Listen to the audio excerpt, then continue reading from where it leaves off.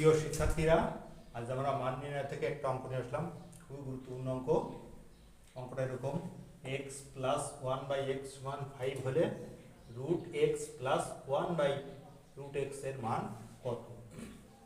এখানে আমরা এই অঙ্কটি তুলেছি x plus one by x সমান 5। এখন আমাদের বের করতে হবে root x plus one by root x. তাহলে এই এক্সকে আমরা লিখতে পারি রুট এক্স দিয়ে হোল স্কয়ার লিখতে পারি। এই এ স্কয়ার রুটে কেটে গেলে আবার সেই এক্স থাকে। এক্স এর কি লিখলাম? রুট এক্স লিখে হোল স্কয়ার, প্লাস এইটাকেও একইভাবে লিখলাম, 1 লিখলাম আর নিচে রুট এক্স দিয়ে হোল স্কয়ার লিখলাম, সমান হচ্ছে 5। তারপরে এই জায়গায় সূত্রে পড়েছে এইটা যদি এ ধরি, এটা যদি বি ধরি, A square plus B square. তাহলে A square plus B square সূত্র হলো A plus B whole square, A plus B whole square minus 2a into B সমান হচ্ছে রুট।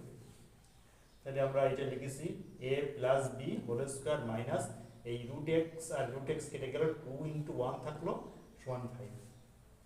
পরের লাইন কি করেছি? একই জিনিস রেখেছি, root x plus one by root x এর হোল স্কয়ার মাইনাস 2, 2 একে 2 সমান 5। পরের লাইন কি করেছি? এই 2 ওই সাইড নিয়েছি। তাহলে এই root x plus one by root x এর হোল স্কয়ার সমান এই 5 আর 2 পাশে নিলে 5 2 7 হলো। তো root x plus one by root x whole square সমান 7। এবার কি করবো আমরা? আমাদের বলা হয়েছে root x plus one by root x এর মান, তাহলে আমাদের জায়গায় এ স্কয়ার আসছে। এ স্কয়ারটা উঠাতে গেলে এ স্কয়ারটা উঠে যে ডাইন পাশে সমান ছিল, ডাইন পাশে যে সংখ্যা থাকবে তার রুট হবে। তাহলে এ স্কয়ার উঠে গেলে রুট হয়, ডাইন পাশে যে সংখ্যা থাকে তার রুট হয়। তাহলে বাম পাশ থেকে এ স্কয়ার উঠাই দিয়েছি, ডাইন পাশে ছিল সমান ছিল, ডাইন পাশে ছিল 7, সাথে রুট হয়েছে। তাহলে এই root x plus one by root x এর মান হলো রুট 7।